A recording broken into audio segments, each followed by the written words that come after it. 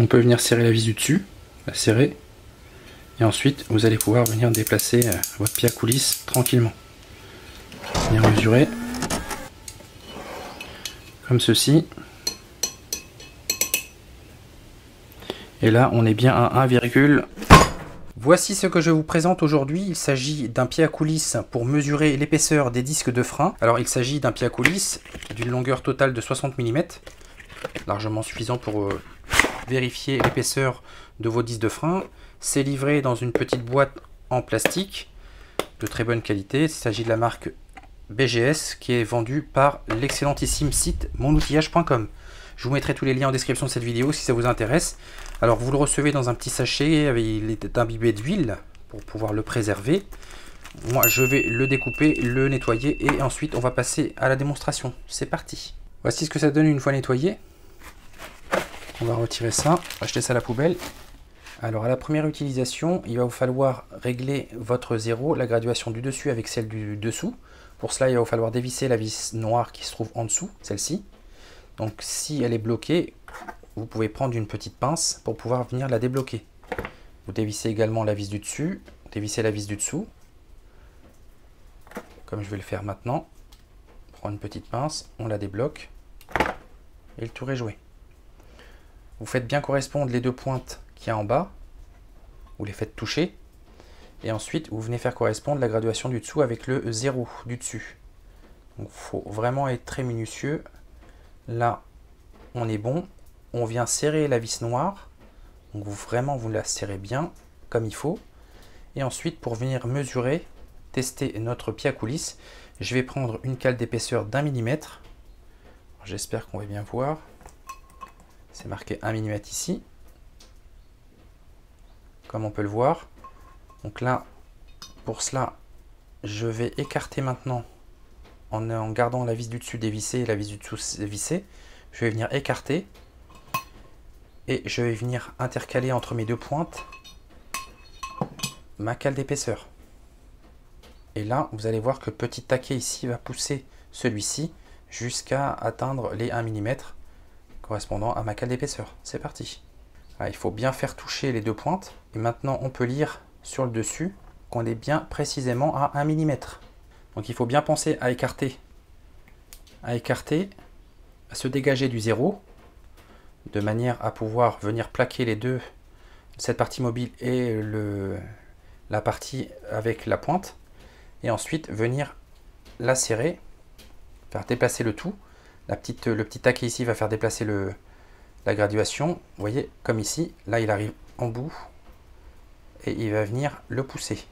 Voilà, là les deux points touchent bien contre ma jauge d'épaisseur d'1 mm, et là on peut bien lire que la graduation du dessous, en tout cas le trait de gauche, est bien sur 1 mm.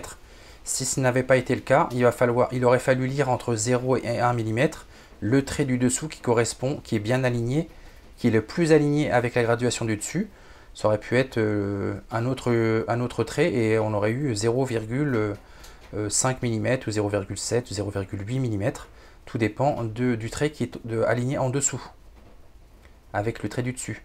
Si le premier trait était entre 0 et 1 mm par exemple. Là en l'occurrence il est parfaitement bien aligné avec le 1 mm, donc là on peut dire que la cale d'épaisseur est bien d'1 mm.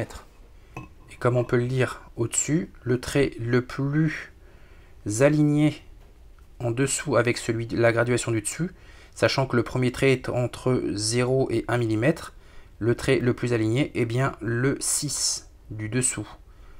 Le 6 du dessous étant bien aligné avec la graduation du dessus, on est bien sur 0,6 mm, puisqu'il s'agit d'une cale de 0,6 mm, comme on peut le voir. Alors, en quoi ça peut nous servir pour mesurer nos disques de frein par exemple? Alors lorsque un disque s'use, vous avez l'apparition d'une collerette qui vient se créer autour du disque. Donc ça vous empêche d'utiliser un pied à coulisse ordinaire. C'est pourquoi il va vous falloir utiliser un pied à coulisse avec des pointes, comme celui-ci. Une fois les réglages faits, vous allez pouvoir écarter votre pied à coulisse, prendre votre disque de frein et venir faire toucher les pointes avec votre disque de frein.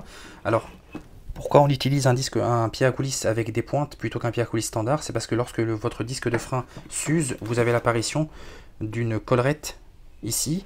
qui viendra vous empêcher d'utiliser un pied à coulisse standard. Donc vous viendrez uniquement mesurer la largeur de votre collerette et non du disque, enfin l'épaisseur du disque.